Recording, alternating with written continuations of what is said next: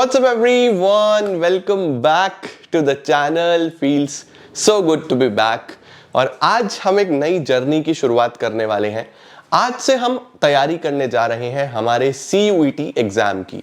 ये वो एग्जाम है जो आपको लेके जाएगा आपके ड्रीम कॉलेज तक, और ये एग्जाम आपके लिए क्रैक करना बहुत ही ज्यादा इंपॉर्टेंट है। तो चलिए आज सारी चर्चा इसी चीज पे होगी, क्या करना है, कैसे हम आगे बढ़ने वाले हैं, किस तरीके से इस जर्नी में हम चीजें आगे लेके चलेंगे। तो आइए जल्दी से शुरू करते हैं।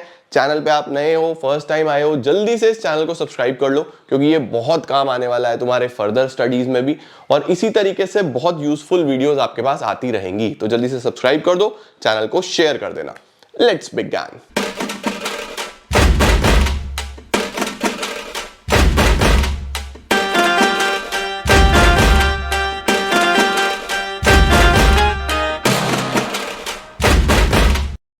तो चलिए बेटा जी शुरू करते हैं। बेटा आज का सबसे पहला और सबसे इंपॉर्टेंट सवाल वो क्या है sir? How to score well in CUET। अब देखो यार, आप लोगों ने CUET में मल्टीपल कॉम्बिनेशंस, मल्टीपल सब्जेक्ट्स लिए होंगे, राइट? बट जो हमारे कॉमर्स वाले स्टूडेंट्स हैं उनके लिए जो बेस्ट कॉम्बिनेशन रहा वो उनका कोई भी एक लैंग्वेज जिसमें मेजॉरिटी ने इंग्लिश लिया होगा, राइट? उसके साथ साथ अकाउंट्स या मैथ्स, इसमें से मेजॉरिटी हमारी अकाउंट्स वाली होती है, प्लस हमारे कोई भी दो डोमेन, राइट? अब जब मैं दो डोमेन की बात करता हूं तो हमारे बच्चे मैक्सिमम बिजनेस स्टडीज और इकोनॉमिक्स वाले होते हैं। तो ये वाला जो पोर्शन है इसकी तैयारी तो आप लोग कर ही रहे हो, बढ़िया तरीके से करके चलना। बात करते हैं मेरे वाले सब्जेक्ट्स। अब मेरे वाले सब्जेक्ट्स कौन कौन से हैं सर? वो है अकाउंटेंसी, वो है बिजनेस स्टडीज, वो है इकोनॉमिक्स। तो यहां पे हमारे पास बैठ जाते हैं 250, 750 नंबर, 750 मार्क्स, राइट? तो किस तरीके से इन तीनों की तैयारी करी जाए कि हमारा CUET जो है वो क्रैक हो जाए। बच्चों 3 साल हो गए हैं CUET को होते होते, 3 साल से मैं CUET की तैयारी करा रहा हूं, और हर साल हमारे बच्चे टॉप नॉच कॉलेजेस में जा रहे हैं। सबसे ऊपर बात करता हूं मैं SRCC की, LSR की, Hindu, Hansraj, Ramjas, Kirorimal, multiple DU colleges जिसके अंदर हमारे स्टूडेंट्स पिछले 3 साल से एडमिशन्स ले रहे हैं। जब से CUET हो रहा है, उससे पहले मेरिट बेस पे होता था, तब भी हमारे बच्चे अच्छे कॉलेजेस में पढ़ रहे हैं। बट पिछले 3 साल से जब CUET हो रहा है तो वहां के क्या क्रक्स हैं, क्या कंक्लूजन्स हैं, या जो भी मेरी लर्निंग्स रही हैं फ्रॉम द पास्ट 3 इयर्स, वो सब मैं आपके साथ शेयर करने वाला। अब देखो बच्चों, अगर आपको ये CUET एग्जाम को क्रैक करना है तो उसके लिए सबसे पहला जो इंपॉर्टेंट एलिमेंट होता है वो ये है कि आपकी 12th बोर्ड्स की तैयारी होनी चाहिए। भाई 12वीं के बोर्ड्स अगर तुम्हारे अच्छे हुए हैं ना, अभी 26 तारीख को तुम्हारा अकाउंट्स का एग्जाम था, जिनके पास कंप्यूटर्स था उनका तो जस्ट अभी खत्म हुआ होगा, रैप हुआ होगा। बट जो 26 को भी खत्म कर दिए, जिन्होंने, आराम हो गया 4-5 दिन, मस्त। आज 2 तारीख है, तो आप कहीं ना कहीं ये समझो कि आपके अकाउंट्स, बिजनेस स्टडीज, इकोनॉमिक्स जो आपने 12th में पढ़े हैं, मेजॉरिटी पोर्शन तो वही है, सिर्फ इकोनॉमिक्स में माइक्रो है जो तुमको रिवाइज करनी है। तो तुम्हारा अकाउंट्स, बिजनेस स्टडीज, इकोनॉमिक्स जो है वो अच्छा होना जरूरी था 12th में।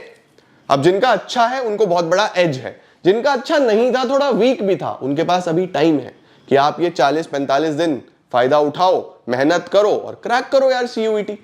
अब सर कैसे और क्या? देखो बच्चों, CUET में आपको कोई बड़े बड़े आंसर्स नहीं लिखने, कोई चीजें याद नहीं करनी, हर चीज मल्टीपल चॉइस क्वेश्चन पे टिकी हुई है, यानी सवाल भी है साथ में जवाब भी है। तो आपको चाहिए कॉन्सेप्चुअल क्लैरिटी, आपके कॉन्सेप्ट्स एक नंबर क्लियर होने चाहिए। अगर आपके कॉन्सेप्ट्स क्लियर नहीं है तो आप ये एग्जाम को क्रैक नहीं कर पाओगे, नेगेटिव मार्किंग भी होती है। तो अगर गलत अटेम्प्ट करोगे तो भाई नंबर गया, है ना? ऐसा नहीं है कि कुछ भी अटेम्प्ट कराओ, यहां पे तो बहुत स्मार्टली खेलना पड़ता है। तो सबसे पहले जो CUET में आपकी मदद करेगा वो है कॉन्सेप्चुअल क्लैरिटी। एक एक कॉन्सेप्ट को क्लियर करो, एक एक चीज पे फोकस करो कि हर चीज के पीछे लॉजिक क्या है, इसके पीछे कॉन्सेप्ट क्या है। और मैं आपको जरूर बोलूंगा कि कॉन्सेप्चुअल क्लैरिटी पे जितना हो सकता है टाइम लगाओ, एक अच्छा टाइम टेबल बनाओ, हर कॉन्सेप्ट को वापस से रिवाइज करो। सर अगर मुझे यूट्यूब से रिवाइज करना हो तो बेटा GNG ये वो सीरीज है जो आपकी मदद करेगी सब कुछ रिवाइज करने में।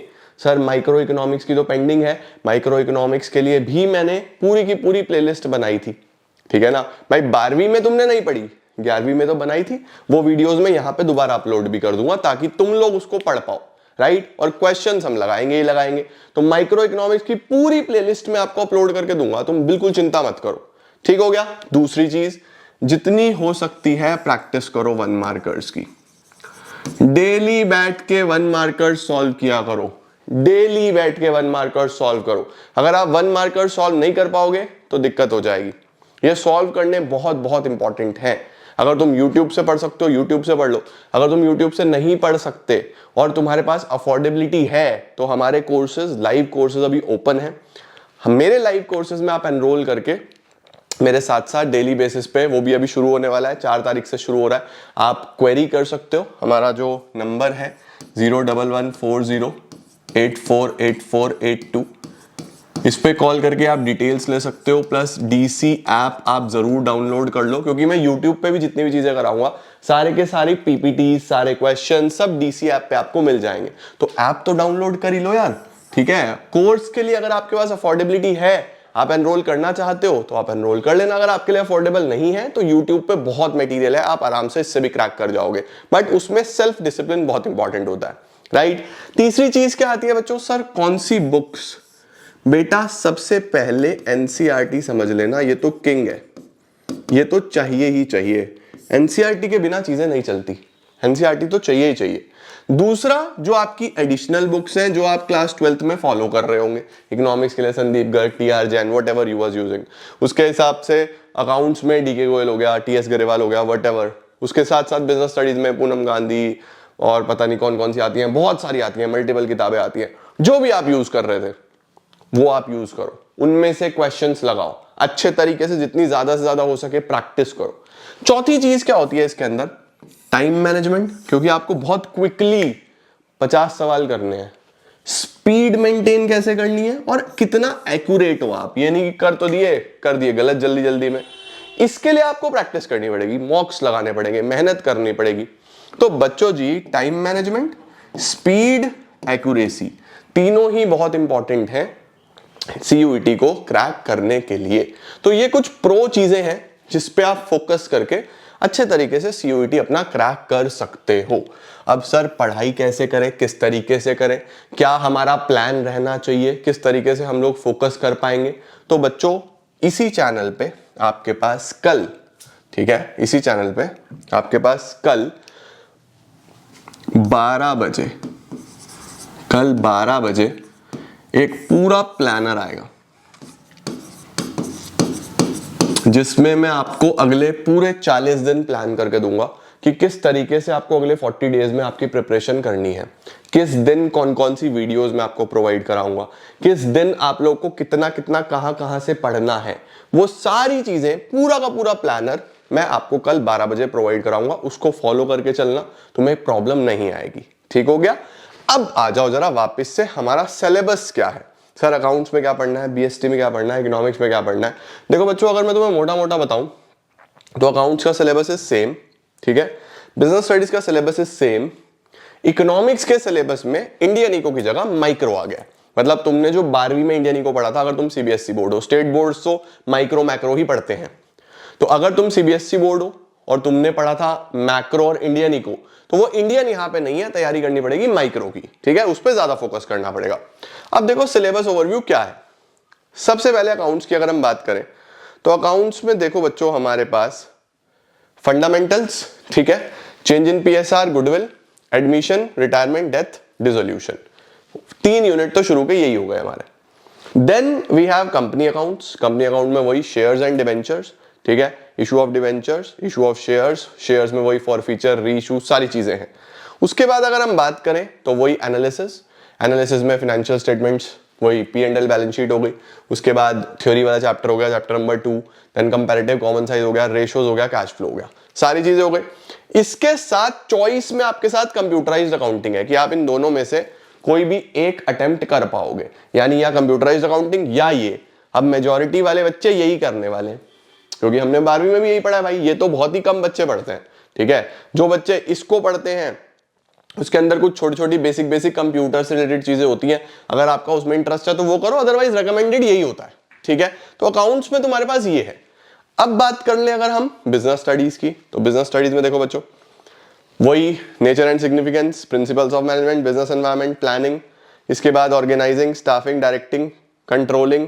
पहला वाला बुक तो बिल्कुल सेम। यहां पे बढ़िया चीज है कि जो आपने वो फाइनेंशियल मार्केट्स पढ़ा था ना, वो नहीं दिया हुआ सिलेबस में कहीं भी, सिर्फ फाइनेंशियल मैनेजमेंट दिया हुआ है। तो फाइनेंशियल मैनेजमेंट, मार्केटिंग, और आपके पास ये एक चैप्टर है एंटरप्रेन्योरशिप डेवलपमेंट, कंज्यूमर प्रोटेक्शन, वही है जो तुमको थोड़ा सा पढ़ना पड़ेगा। इसके बारे में थोड़ी सी चीजें आपको नहीं पढ़नी पड़ेगी, ठीक हो गया। इसके बाद अगर हम बात करें इकोनॉमिक्स की, तो इकोनॉमिक्स में देखो यार, माइक्रो, पूरा का पूरा माइक्रो है। Introduction, consumer equilibrium, demand, producers equilibrium, supply, इसके अंदर प्रोडक्शन, सप्लाई, कॉस्ट, रेवेन्यू, सारे कॉन्सेप्ट्स हैं, ठीक है। देन मार्केट प्राइस डिटर्मिनेशन और सिंपल एप्लीकेशंस। तो सारी की सारी चीजें हमारी माइक्रो इकोनॉमिक्स की पूरी यहां पे दी हुई है। अब सर ये माइक्रो इकोनॉमिक्स कैसे होगी, किस तरीके से हम पढ़ेंगे, तुम बिल्कुल भी चिंता मत करो। पूरी की पूरी माइक्रो इकोनॉमिक्स हम बहुत ही बढ़िया तरीके से यहां पे कवर कर लेंगे। आप बिल्कुल स्ट्रेस फ्री होकर पढ़ाई करना मेरे साथ साथ, ठीक है। तुमको चिंता करने की जरूरत नहीं है। कल प्लानर आ रहा है, उसमें सब बताऊंगा। अब मैक्रो देखो, मैक्रो में वही national income and related aggregates, determination of income employment, money banking, then we have government budget, BOP, foreign exchange, same syllabus. तो सिलेबस की बच्चों अगर हम बात करें, अगर हम सिलेबस की बात करें, तो अकाउंट्स में तुम्हारा पूरा का पूरा सिलेबस सेम है, ठीक है। बीएसटी में अगर हम बात करें तो फाइनेंशियल मार्केट्स नहीं करना, एंटरप्रेन्योरशिप डेवलपमेंट करना है, एक एडिशनल सब्जेक्ट है। अगर हम बात करें इकोनॉमिक्स की, तो इकोनॉमिक्स में इंडियन आपको नहीं पढ़ना और माइक्रो आपका एड ऑन हो गया है। माइक्रो आपको पूरा का पूरा पढ़ना है। ये हमारा सिलेबस पे मेन चीजें हैं जो आपको पता होनी चाहिए, ठीक है। तो बच्चे, अगर आप एक अच्छा ड्रीम कॉलेज क्रैक करना चाहते हो तो ये समझ लो कि अगले 40 दिन तुम्हारे लिए बहुत बहुत बहुत एक्सट्रीम इंपॉर्टेंट होने वाले हैं। वो 40 दिन की प्रिपरेशन, पूरा प्लानर एग्जैक्टली 12 बजे कल आपके पास आ जाएगा। अब इस वीडियो से रेडी हो जाओ एकदम।